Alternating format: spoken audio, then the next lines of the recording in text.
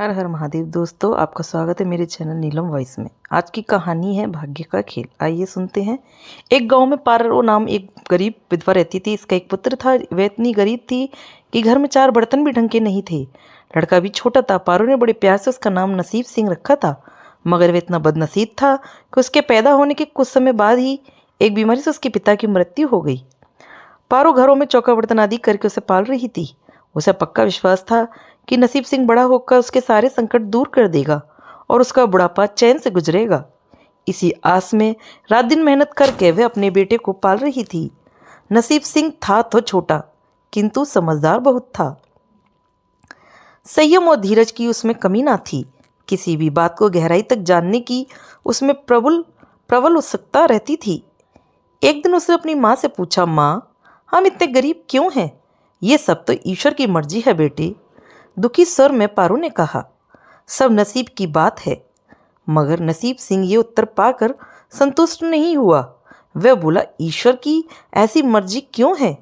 बेटा, ये तो ईश्वर ही जाने। अगर ईश्वर ही जाने तो ठीक है, मैं ईश्वर से ही पूछूंगा कि हम इतने गरीब क्यों हैं। बताओ माँ, बताओ कि ईश्वर कहाँ मिलेगा। पारो तो वैसे ही परेशान रहती थी, अतः उसकी बातों से उकता कर उसने कह दिया, वह जंगलों में रहता है, लेकिन तुम वहां ना जाना। लेकिन नसीब सिंह ने दिल ही दिल में उसी क्षण इरादा बना लिया कि वह ईश्वर को ढूंढेगा और पूछेगा कि आखिर हम इतने गरीब क्यों हैं। एक दिन वह जंगल की ओर चल दिया। जंगल घना और भयानक था। चलते चलते नसीब सिंह बुरी तरह थक गया, मगर भगवान की परछाई भी उसे दिखाई नहीं दी। अतः वह थक हार कर पत्थर की एक शिला पर जा बैठा और सोचने लगा कि भगवान तो यहाँ कहीं नहीं है, आखिर गरीबी दूर कैसे हो। तभी संयोगवश मृत्युलोक का भ्रमण करते करते शिव पार्वती उधर ही आ निकले। उन्होंने बच्चे को वहाँ बैठा देखा तो उन्हें बड़ा अचरज हुआ कि यह अबोध बालक इस बीहड़ जंगल में बैठा क्या कर रहा है। भगवान शिव ने बालक से पूछा, तुम कौन हो बालक, और इस जंगल में बैठे क्या कर रहे हो? मैं ईश्वर को ढूंढ रहा हूँ। ईश्वर को? पार्वती चौंकी और पूछा, मगर क्यों? ईश्वर से तुम्हें क्या काम है? मैं उनसे पूछना चाहता हूँ कि हम इतने गरीब क्यों हैं? दूसरों की तरह हम पर भी भाग्य की कृपा क्यों नहीं है? निर्विक सिंह ने निर्विकता से उत्तर दिया। माँ पार्वती और भगवान शिव उस बच्चे को साहस देखकर बहुत प्रसन्न हुए। माँ पार्वती तो करुणा की सागर हैं। उन्हें उस बच्चे पर बड़ी दया आई और भगवान शिव से मुखातिब होकर बोली, प्रभु, इस बालक का कुछ कीजिए। हम कुछ नहीं कर सकते पार्वती, क्योंकि इसके भाग्य में यही सब लिखा है। भाग्य देवता के लेख के अनुसार इसे ऐसा ही जीवन भोगना है। नहीं नहीं स्वामी, आपको कुछ करना ही होगा। माँ पार्वती हट करने लगी, ये जिद करने लगी।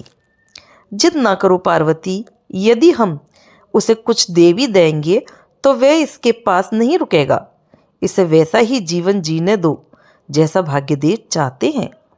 नहीं प्रभु, इसकी गरीबी दूर करने के लिए आपको इस पर कृपा करनी होगी। जब माता पार्वती जिद करने लगी तो भगवान भोले शंकर ने बच्चे को एक हार दे दिया। हार पाकर नसीब सिंह बहुत प्रसन्न हुआ और खुशी खुशी अपने घर को चल दिया। माँ पार्वती संतुष्ट थी कि उन्होंने एक अबोध बालक की मदद की और अब उसके दिन सुख से कटेंगे। लेकिन त्रिकालदर्शी भोले बाबा सब जानते थे कि ये हार उसके पास रहेगा ही नहीं। चलते चलते नसीब सिंह के पेट में अचानक दर्द उठा और वह शौच के लिए उधर उधर देखने लगा। उसने भगवान शिव का दिया हार पत्थर की एक शिला पर रख दिया और झाड़ियों के पीछे चला गया। तभी एक चील कहीं से उड़ती हुई आई और उस हार को उठाकर उड़ गई। अरे मेरा हार, अरे मेरा हार। सब कुछ भूल कर लड़का चील के पीछे भागा, मगर कब तक चील का पीछा करता, कैसे पकड़ता उसे। एक आध बार पत्थर उठाकर उसने चील को मारने की कोशिश की, किंतु चील अधिक ऊंचाई पर थी। कुछ ही पलों में चील उसकी नज़रों से ओझल हो गई तो वह बड़ा दुखी हुआ और रोते रोते अपने घर की ओर चल दिया। घर पहुंचकर उसने माँ को सारी बात बताई, मगर पारो को उसकी बात पर बिल्कुल भी विश्वास नहीं हुआ। हाँ, उसकी बात सुनकर थोड़ी सी उदास अवश्य हो गई, लेकिन नसीब सिंह माँ की उदासीनता देखकर अतोत्साहित नहीं हुआ। उसने मन ही मन निर्णय लिया कि वह कल फिर वहीं जाएगा और भगवान शिव पार्वती को अपनी विपदा सुनाएगा। उसका विश्वास था कि भगवान शिव उस धूर्त चील को अवश्य ही दंड देंगी। भगवान शिव ने पार्वती से कहा, देखो, उसके पास कल वाला हार नहीं रहा, उसे एक चील ले उड़ी है और दूसरा हार पाने वह उस चील को दंड दिलवाने की इच्छा के लिए वह लड़का आज फिर आया है। पार्वती देवी ने फिर भगवान शिव से प्रार्थना की, आप चाहे चील को दंड दें या ना दें, किंतु इस लड़के की सहायता करके इसकी निर्धनता दूर करें, गरीबी दूर करें। हम अब कुछ नहीं कर सकते देवी, यदि तुम जिद करती हो तो हम ब्रह्मा से कहते हैं, वही इस बालक की कुछ सहायता करेंगे।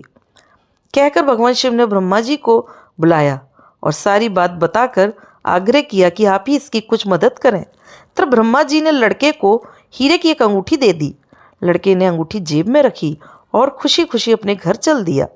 उसने सोच लिया था कि अब वह एक पल के लिए भी अंगूठी को अपने से अलग नहीं करेगा। चलते चलते अचानक उसे बहुत प्यास लगी।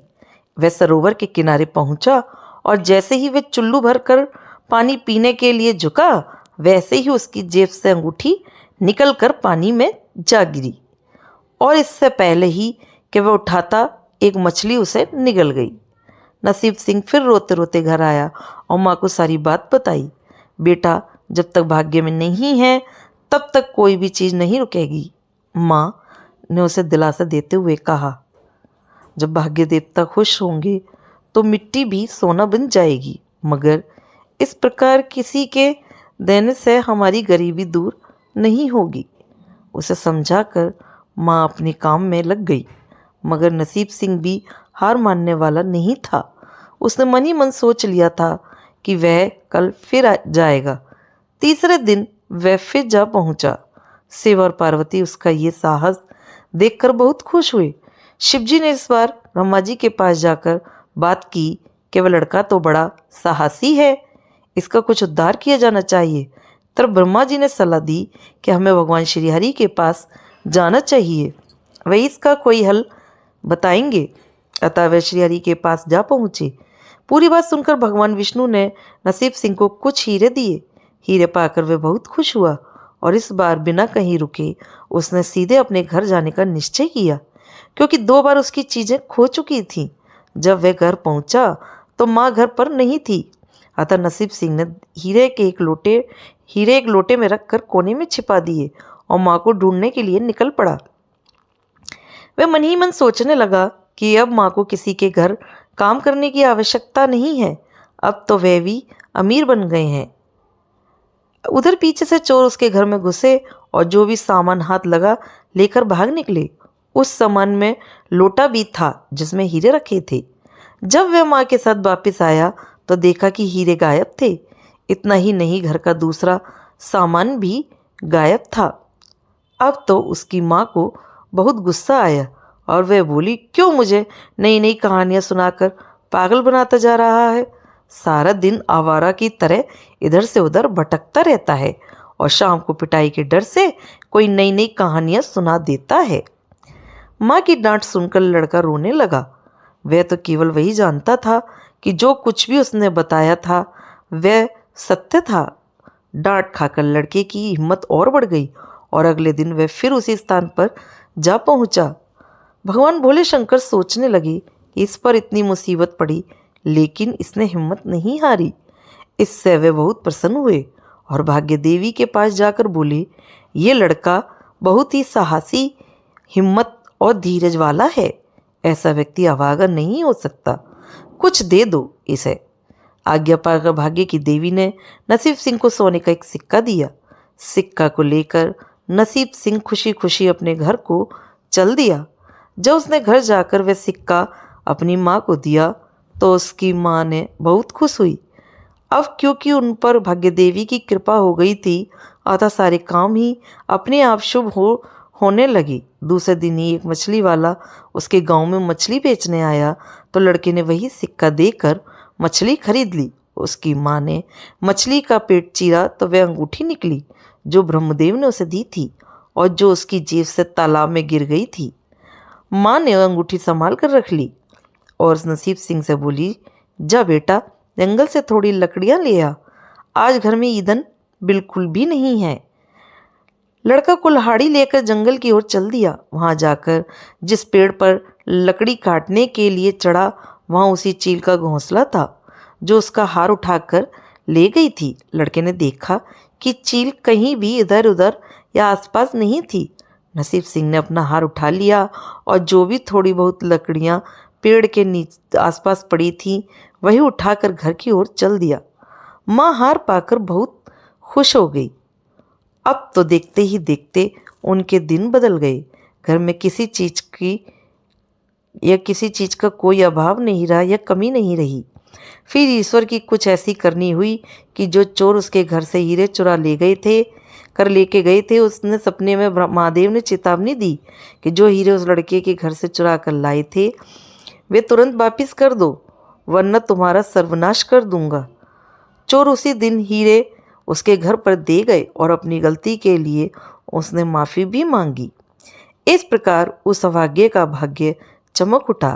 अब उसके घर में किसी चीज़ की कमी ना थी और उनकी गरीबी सदा के लिए समाप्त हो गई।